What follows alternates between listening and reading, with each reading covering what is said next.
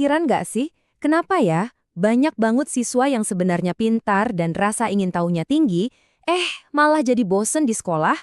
Nah, kali ini kita bakal bedah gagasan-gagasan keren dari buku Deep Learning, karya Fulan, Quinn, dan McEachin.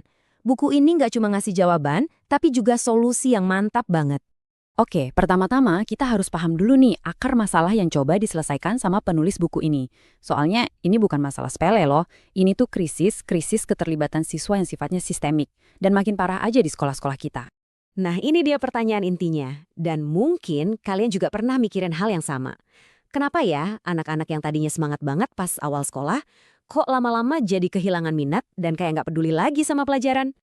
Jawabannya, jujur, mungkin bakal bikin kalian kaget. Coba lihat angka ini, 39%. Cuma segitu jumlah siswa yang masih ngerasa nyambung sama sekolah pas mereka udah kelas 11. Bayangin deh, kita mulai dari 95% siswa yang super antusias di SD, di tengah jalan kita kehilangan sebagian besar dari mereka. Jelas kan ada yang salah banget sama sistemnya. Menurut penulis bukunya, masalahnya tuh jelas banget. Kita ini masih pakai model pendidikan yang dibikin 150 tahun yang lalu. Buat dunia udah beda banget sama sekarang. Ya pantas saja kan model jadul ini gagal bikin anak-anak zaman sekarang semangat belajar. Oke, terus kalau model yang lama udah usang, alternatifnya apa dong? Nah, enaknya buku ini nggak cuma kritik doang. Mereka nawarin sebuah visi yang kuat dan penuh harapan buat masa depan pendidikan. Namanya Deep Learning. Jadi apa sih sebenarnya Deep Learning itu? Gampangnya, ini adalah proses di mana siswa belajar untuk menguasai 6 kompetensi global. Ada karakter, kewarganegaraan, kolaborasi, komunikasi, kreativitas, dan berpikir kritis. Intinya gini, ini bukan lagi soal apa yang siswa tahu, tapi lebih ke apa yang bisa mereka lakukan dengan ilmunya, dan mereka bakal jadi pribadi yang seperti apa. Nah, inti filosofinya tuh sebenarnya simpel, tapi kuat banget. Belajar itu baru benar-benar bermakna kalau siswa nggak cuma jadi penonton pasif.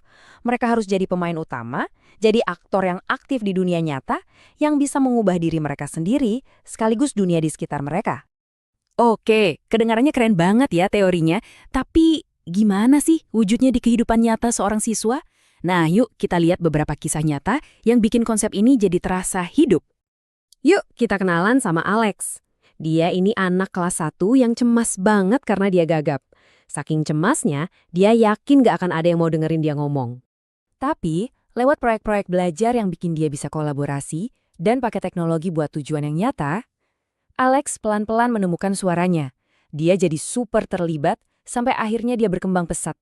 Bahkan, puncaknya, dia sampai berani presentasi dengan percaya diri di depan Dewan Pengawas Sekolah. Nah, itulah kekuatan deep learning. Ada lagi nih kisah lain, namanya Christopher. Kalau kata gurunya, dia ini anak yang cuek banget, yang kerjaannya di kelas cuma ngitungin menit sampai jam istirahat tiba. Tapi semua berubah total waktu kelasnya mulai ngerjain proyek buat bikin perubahan nyata di lingkungan mereka. Tiba-tiba, ada sesuatu yang klik di dalam diri Christopher. Dari anak yang tadinya cuek bebek, dia berubah jadi seorang pemimpin yang paling semangat buat bikin perbedaan. Kisah-kisah seperti Alex dan Christopher ini bukan cuma cerita kebetulan loh. Ini adalah cerminan dari temuan kuat para penulis setelah mereka meneliti 1.200 sekolah di 7 negara. Dan cerita-cerita tadi menyoroti salah satu temuan paling penting dari buku ini. Mereka menyebutnya hipotesis ekuitas. Idenya gini, meskipun deep learning itu bagus buat semua siswa, ternyata dampaknya paling dahsyat itu justru buat mereka yang paling jauh, yang paling nggak nyambung sama sistem sekolah yang biasa.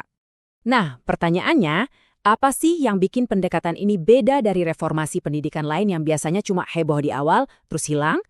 Jawabannya ada di kerangka kerja yang unik dan lengkap, yaitu kerangka 6C.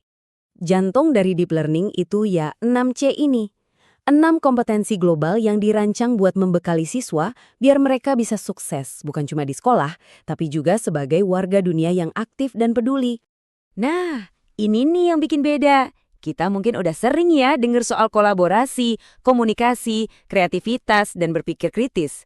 Tapi, kata penulisnya, ada 2C lain yang jadi game changer-nya, yaitu karakter dan kewarganegaraan. 2 kompetensi ini jadi pondasinya. mereka ngasih tujuan buat keterampilan yang lain. Jadi, kreativitas, kolaborasi, dan semua itu dipakai bukan cuma buat pinter-pinteran, tapi buat tujuan yang lebih besar, ngebantu sesama manusia dan jadi pribadi yang bertanggung jawab atas proses belajar sendiri. Dan kutipan ini, wah ini nangkep semuanya. Deep learning itu bukan sekedar program baru yang harus dijalanin sekolah, bukan. Ini soal perubahan budaya yang mendasar. Perubahan cara kita mikir soal apa sih tujuan belajar itu sebenarnya. Oke, terakhir nih, yuk kita lihat gambaran besarnya. Gimana caranya pendekatan ini bisa ngebangun sebuah visi yang jauh lebih besar. Bukan cuma buat pendidikan, tapi buat masyarakat kita secara keseluruhan. Jadi, kenapa sih ini penting banget? Soalnya dampaknya itu jauh lebih dari sekedar nilai di rapor. Ini soal ngebentuk generasi baru. Generasi yang nggak cuma pinter otaknya, tapi juga peduli sama sekitar, jago mecahin masalah yang rumit, dan punya komitmen buat bikin dunia jadi tempat yang lebih baik. Tujuannya adalah menjadikan deep learning ini semacam magnet positif yang bisa nyalain lagi api semangat belajar, baik buat siswa maupun buat para guru. Ini adalah obat yang ampuh banget buat ngelawan rasa bosan dan gak nyambung yang sering banget dirasain di sistem sekolah yang lama. Pada akhirnya, para penulis ngajak kita semua buat bergerak. Mereka bilang, jadikan deep learning ini magnet positif dekada ini. Kenapa? Karena sebenarnya orang-orang tuh udah siap, meskipun mungkin mereka baru sadar pas sudah ngerasain sendiri. Dan ini ninggalin kita dengan satu pemikiran terakhir yang kuat banget. Coba bayangin, apa yang bakal terjadi kalau melibatkan dunia untuk mengubah dunia benar-benar jadi tujuan utama pendidikan buat setiap siswa? Jawabannya, mungkin bisa mengubah segala